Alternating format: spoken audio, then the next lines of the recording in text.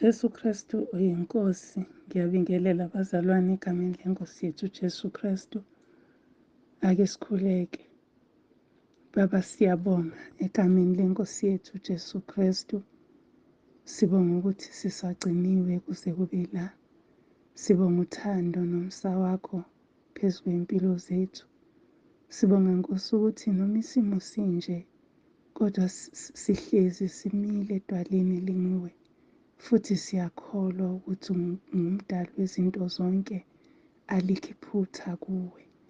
Ingakho Nkosi yethu siza kuwe ekuseni, sizothi Nkosi elungileyo, yelula isandla sakho, uhlenge kusuphephisa abantwana bakho nakuso lesi simo esinje sezulu.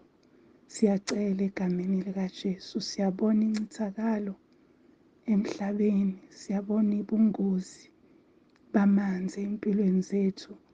Baba wethu ongcwele, ngenelela. Nkosi elungileyo, size kakhulu, sihlale edwaleni elinguwe, ngoba uthe singesabi, wathi unathi noma zenzeka izinto, noma izimo ishintsha, uNkulunkulu. Siyacela-ke Nkosi ukuhlala kulelo themba, singaphazamiseki engqondweni, singayishiyi indawo yethu, ukuze ngokuhlala kwethu kuwe basizakala abantu bakho abangalazi ithemba elinguwe. Siyacela Nkosi, ngegama lenkosi yethu Jesu Kristu, sizofunda izwi lakho namanje Nkulunkulu wethu. Siyacela ukuthi ungenelele, lithumele la kufanele lingene khona, lenze umsebenzi ngoba ushilo ezwini lakho. Wathi akuyakubuyela emuva nakanya nalinye lingazange lawenza umsebenzi. Yenze njalo-ke Nkosi namanje, sikuso lesi simo sikuso, kodwa sizwe ukukhuluma kwakho, ngoba wena uyinkosi ephakemeyo, uyinkosi yamakhosi. Kufanele udumo lonke luze kuwe, nezibongo zingezakho. Wembethe inkazimulo njengengubo. Ngempela uNkulunkulu ongaguqukiyo, uNkulunkulu ozwayo, uNkulunkulu olalelayo, uNkulunkulu ophendulayo. Sikunikeze udumo nasekuseni, uJesu Kristu inkosi. Amen. Phinde ngibingelele bazalwane, ngithi uJesu Kristu uyinkosi. Siyambonga nje uNkulunkulu ngesimo sonke esikhona phakathi kwethu, imindeni ney'hlobo nabangani nabakhelwane bethu behlukumezekile kangaka. Kodwa thina simi othangweni ukuba simemezele ukuphila endaweni esikuyo, noma ngabe lezi isimo sezulu sikuhlukumezile ngayiphi indlela.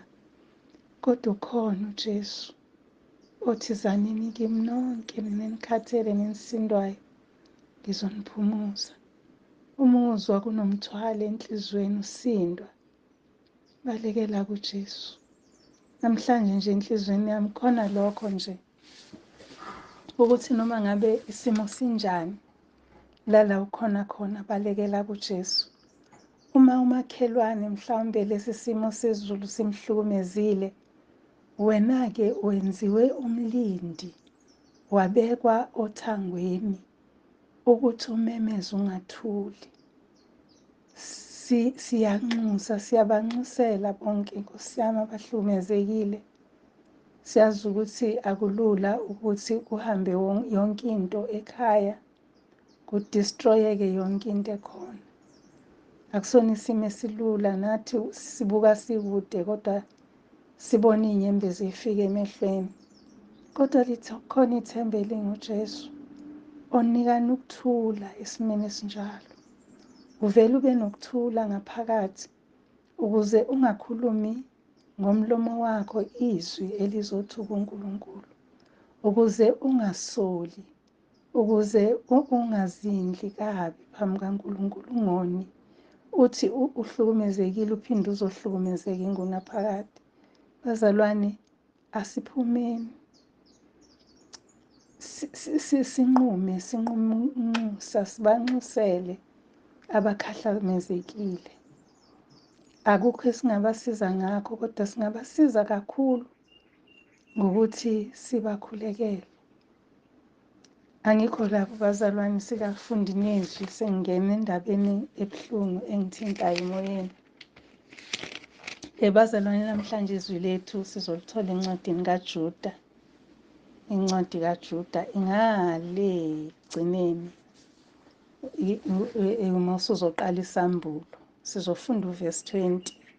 Soqala kuverse 20 sifunde khona uverse 21, 22 sigcine ku-23. Ake sifundeni-ke. Kepha nina bathandekayo, yakhelanani ekukholweni kwenu okungcwele kakhulu, nikhuleke ngomoya ongcwele, nizigcine othandweni lukaNkulunkulu, nibheke umusa weNkosi yethu Jesu Kristu kube ngukuphila okuphakade. Abanye abangabazayo nibahawukele, nibasindise ngokubahlwitha emlilweni, kepha abanye nibahawukele ngokwesaba, nizonde nengubo enindwe inyama, uJesu Kristu inkosi. Bazalwane, yileli zwi-ke engiholelwe kulo namhlanje. Ngiyacela sifunde-ke sonke isahluko sinye nje, isahluko sikaJuda, kodwa amavesi awu-25 iphelele lapho yonke indaba yakhe. Kodwa-ke sifunde ngaphansi kwesihloko esithi uJuda ululeka ukuba baqine ekukholweni. Uma ungafunda-ke usuka kuverse 17 uzothola indikimba yale ndaba esifunda ngayo thina la.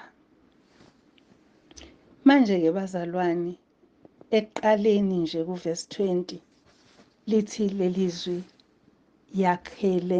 yakhelanani ekukholweni kwenu okungcwele, nikhuleke ngomoya ongcwele.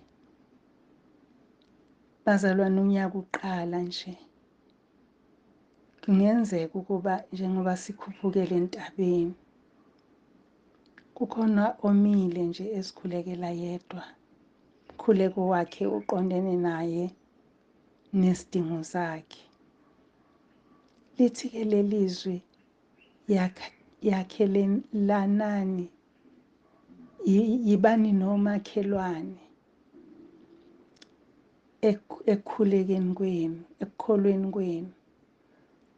Ngike ngakhuluma ngendaba yokuthi sikhahlamezwe yikhukhula, yimvula kulezi insuku.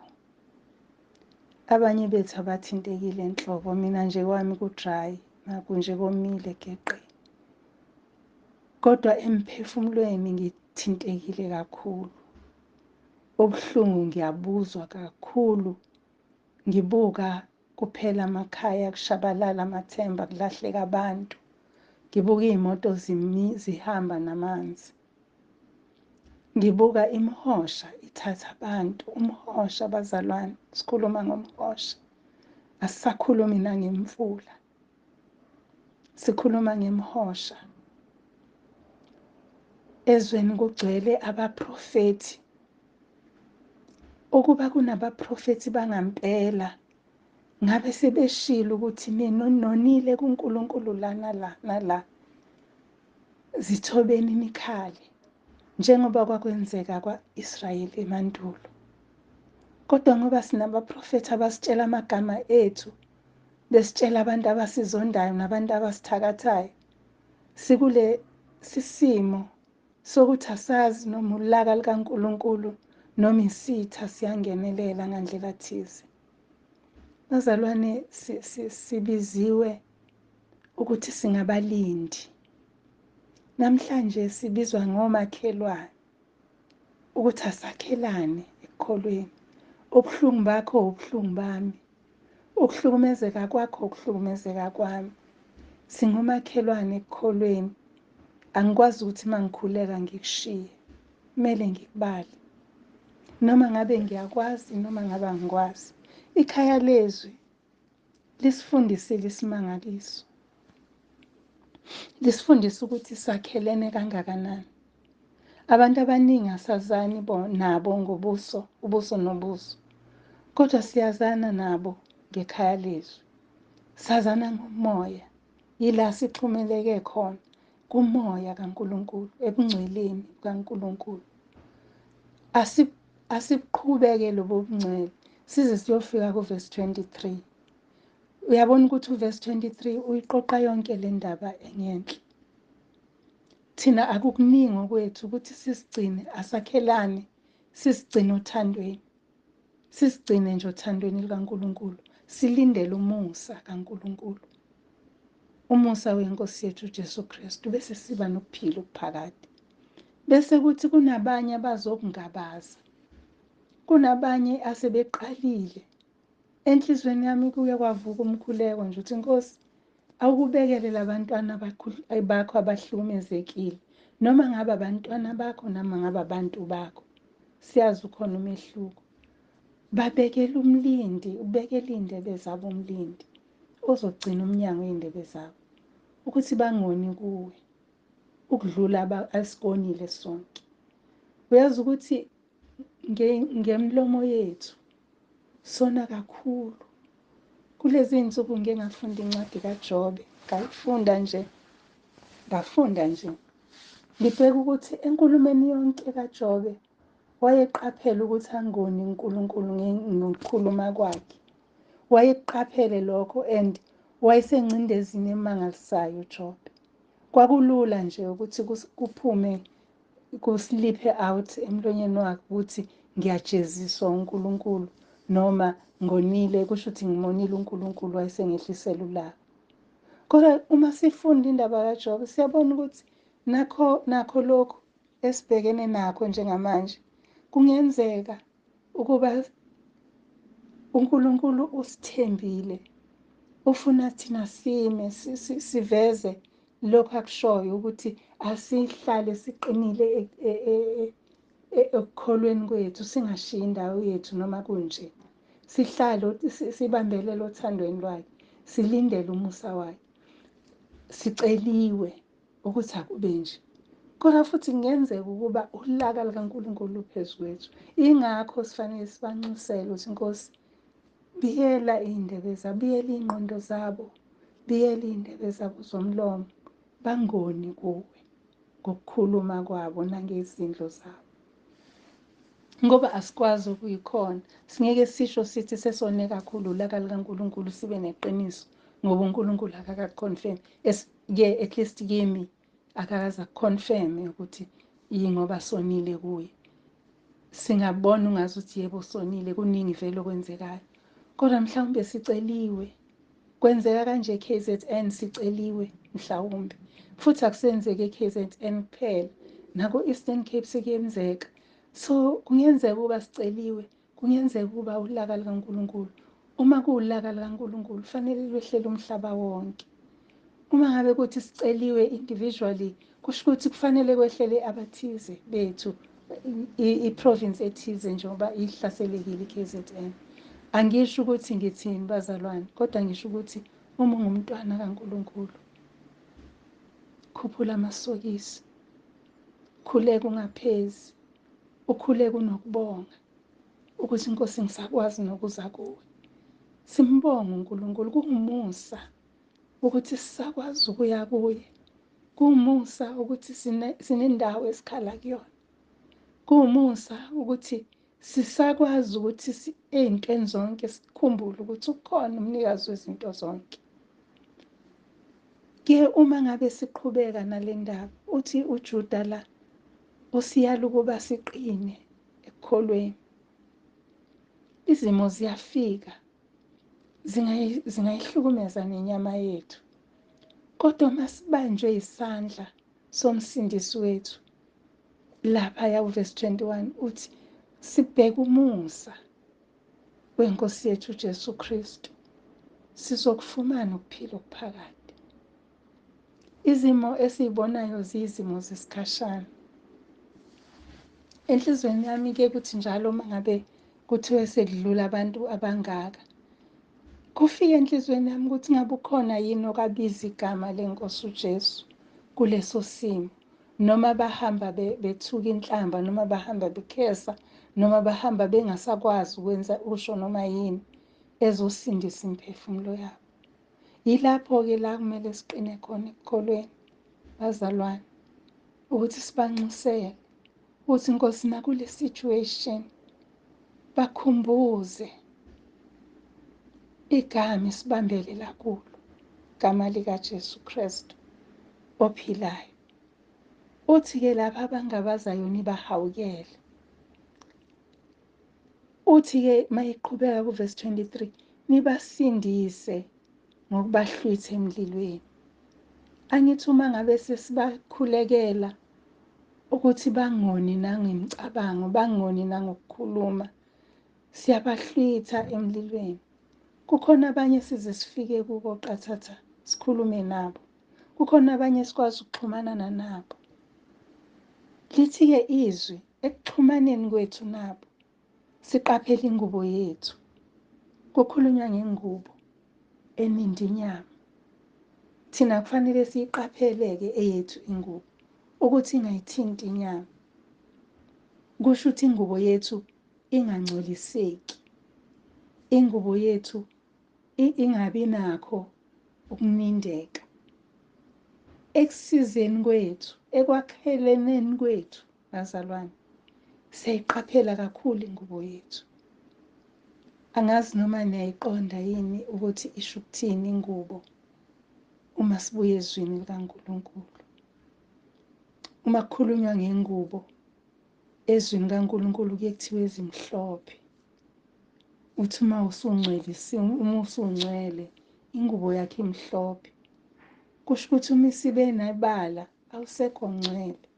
Ekusizeni kwethu, ekuhawukeleni kwethu, ekubuyiseni kwethu imiphefumulo, kukho konke esikwenzayo, ekwenzeni kwethu ayingangcoli ingubo, asiyiqaphele ingubo yethu inganindwa inyama. Asiqapheleni ukuhamba kwethu ukuthi ekuhambeni kwethu asigcine ingubo yethu isinindwe inyama. Bazalwane, iziningi indlela esingangcolisa ngazo ingubo zethu. Sike sakhuluma phambilini, sikhuluma ngendaba yemisebenzi, amadina lawo esimenyelwa wona emizini yabantu. Kwesinye isikhathi abaze bangakutshela bathi nje umkhuleko nje, bacashise. Ingalokho kufanele ukuthi uma umenywa zila ukudla ukhuleke, uthole imvume kumdali wakho ukuthi iya kulowo mcimbi noma ungayi. Ngoba kwesinye isikhathi uzothiwa umkhuleko nje, linganise ngami. Mina ngisanda ukuphenduka ekhaya kwakwenziwa ama-unveiling, kuthiwe umkhuleko nje. Yebo-ke eqinisweni ngangingaze ngabona kuhlatshwa mbuzi kwenziwa izinto. Kodwa uma sengiyangikhula ekukholweni, sengiyabona ukuthi ukukhuleka nje, ulowo mkhuleko nje owenziwa uzuyojika emathuneni u-wrong kangakanani. Sifanele ukuqaphela izinto ey'njalo-ke ezininda ingubo, inyama ininda ingubo yethu. Uthi-ke uma ngabe usumenyiwe wathiwa hhayi sinomkhuleko nje wokubonga, kanti emkhulekweni wokubonga kuqalwe ngokuhlatshwa imbuzi kwenziwa okuthize, kwamiswa ilada. Wena usuzofika nje, usufika nabazalwane nabafundisi nize kulo mkhuleko nje. Kubalulekile ukuyiqaphela le ngubo yethu, bazalwane. Kubalulekile, iyagezisiswa usuku nosuku, iyahlanzwa. Sibalulekile ukuyigcina ihlanzekile. So masithi masibahawukela, siqaphele ukuthi ingubo yethu ayinindeki. Ake ngilinganise nje, uJesu weza wathi akezanga kwabahlanzekile, kodwa uzele izoni, wayedla nazo, ehlala nazo. Kodwa ngiyakholwa ukuthi yena wayekwazi ukubona okungabonwayo, wayekwazi ukuhlukanisa esingeke sakwazi ukukuhlukanisa. Kungakho kubalulekile ukuthi ngaphambi kokuba uhlanganyele, funa i-direction, khuleka, jula emkhulekweni. Ngisho noma ngabe inkonzo yokubongisa ekhaya, jula emkhulekweni ngoba asifani. siqaphele ingubo, sifanele sihambe beyibona ingubo emhlophe. Uyazi ukuthi kulula uku-identifya umuntu ogqoke into emhlophe kuneminye imbala ngoba abanye abantu ba-color blind. Kodwa umuke wathi umuntu ugqoke ishethi elimhlophe, nakanjani uzobonakala umuntu ogqoke ishethi elimhlophe? Walibonakala noma ngabe ukude kangakanani. Kodwa uma uzothi angazi noma li-maroon or li-brown or linjani, kungenzeka lingabonakali kahle ngoba kungenzeka libe brown, kungenzeka libe maroon, kodwa umuntu oshilo akazi ukuthi umbala unjani, noma umuntu obonayo akazi ukuhlukanisa u-brown no-maroon.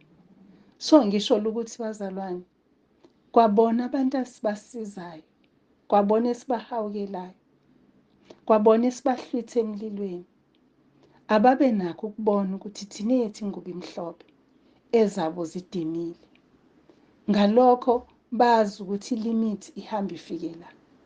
Uma ingubo yakhe ingabonakali noma imhlophe noma injani, kuthiwa ngapha ukhona, ngapha ukhona, siya kumprofethi uSibandani ukhona, siya etendeni likabani ukhona, siyaphi ukhona, ingubo yakho ayizukubonakala ukuthi imhlophe. Now bazalwane, sibhekene nesimo e-KZN noma eSouth Africa, isimo se-weather eshintsha-shintshayo idala umonakalo. Sidinga ukuya kuNkulunkulu.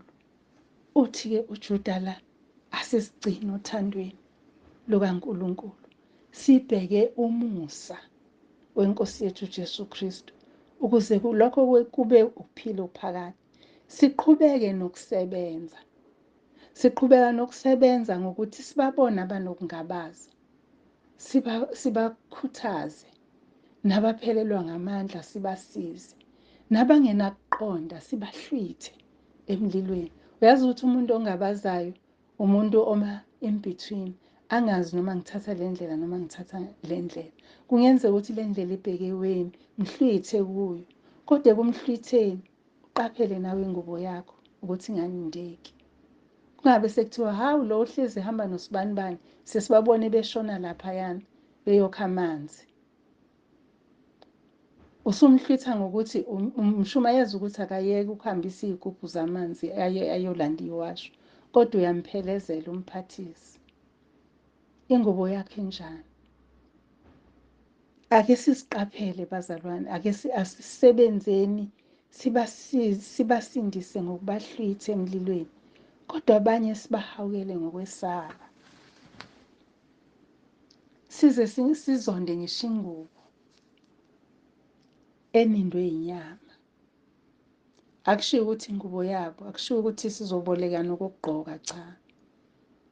Ukuthi nje ingubo wena-ke usuze wathintana nenyama, usuze wathintana nalezo zinto njengoba kade ngilinganisa ngemisebenzi nje nangey'nkonzo, amatende, angisho ukuthi a-wrong. Kodwa kukhona amatende ongafanele ukuthi uye kulona uma uzazi ukuthi umuphi noNkulunkulu. Kukhona iy'ndawo la uthi uma ungena khona ey'ndlini zokukhonza, uzwe ukuthi cha la angisiwa khona, akhona ekhaya. Yilezo-ke la kudingeka khona ukuthi uma ngabe usuke wangena lapho, gijimela ukuyohlanza ingubo yakho, ngoba akufanelanga ukuthi inindeke ingubo yakho. Angisho ukuthi siyabandlulula, asibandlululi, kodwa siyahlolisisa ngaphambi kokuba singene. Angisho ukuthi sifanele ukubaxwaya, kodwa kufanele sisigade thina kakhulu ekuhlwitheni kwethu bona, sisigade thina kakhulu, ngoba singabadonsa sibaphose kuphoseke thina.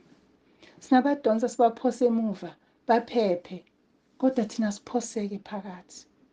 Simele ukuqaphela bazalwane.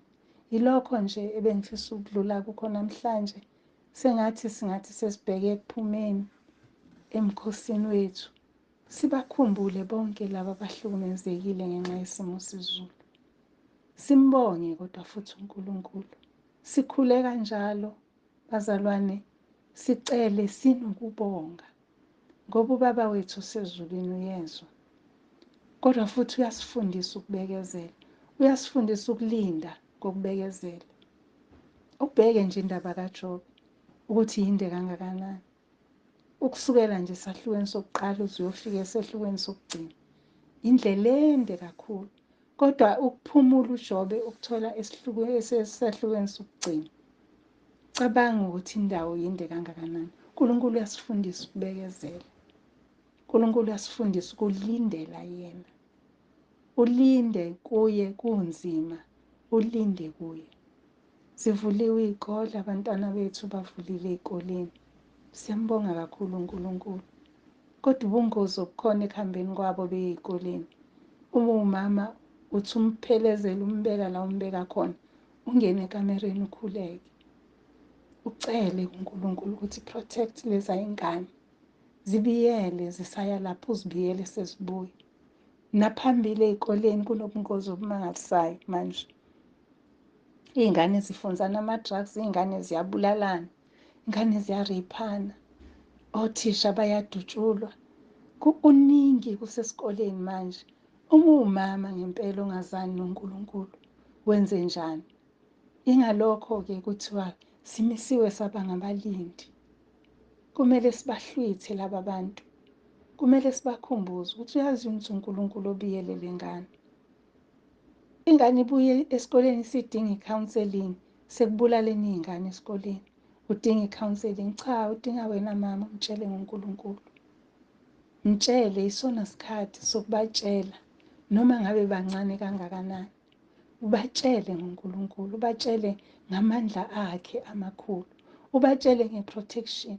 Ubatshele ngomoya oyingcwele ohamba nomuntu. uNkulunkulu uyesimanga, senzele izimangaliso ezinkulu. Siyakhuleka-ke bancane, Inkosi usimbusise uJesu Kristu Nkosi. Sikhuleke. Siyabonga Baba wethu ongcwele ngalolu suku. Sibonga ukuthi uNkulunkulu ongaguquki. Izulu nomhlaba lidaliwe nguwe. Wadala umuntu, wadala izinto zonke ezikhona. Nkosi siyazi ukuthi awuhlulwa yilutho. Siyazi ukuthi masikhala kuwe uyezwa ngoba izindlebe nawe uzidalile. Uthe usidala ngomfanekiso wakho. Siyabonga Nkosi ukuthi uyasibekezelela, uyasithanda. Musa wakho uyasipha wona. Siyacela-ke Nkosi hambele ey'ndaweni zonke la imvula yenze khona umonakalo. Kubhidlikile amabhriji, kubhidlikile iy'kole. Kubhidlikile imizi, amakhaya abantu. Kubhidlikile izakhiwo ey'ningi. uNkulunkulu wethu usizwele. Siyacela ukuthi usizwele. Siyazi Nkosi ukuthi akukho okungenzeke kuwe. Siyazi ukuthi futhi usithandile ngothando olukhulu. Siyazi ukuthi Nkosi inhloso yakho ukuthi sibuyele kuwe njengoba siwumfanekiso wakho. Thinta-ke Nkosi imiphefumulo yabantu lo nalowo. Uthi asisayi ukukhuleka Nkosi ngenyama ngokwazi ukukhuluma amagama. Kodwa wathi siyawukhuleka kuwe ngomoya. Siyabonga Nkosi ngoba amagama ayaphela. Kodwa umoya uyasibubulela lokho esingasakwazanga ukukusho. Siyabonga Nkosi ukuthi ubonile wena ukuthi ukukhuluma kwethu kuzohluleka endleleni. Ingalokho-ke Nkosi siza kuwe ngeqiniso. Siza kuwe ngokwethemba. Size kuwe ngokukholwa. Siza kuwe ngomoya. Dumo kuNkulunkulu wethu kweliphezulu. Nokuthula kubantu abathokozelwa nguye. uJesu Kristu uyinkosi. Amen. Ngiyabonga-ke bazalwane, Inkosi yonke ibe nani. Jesu Kristu uyinkosi.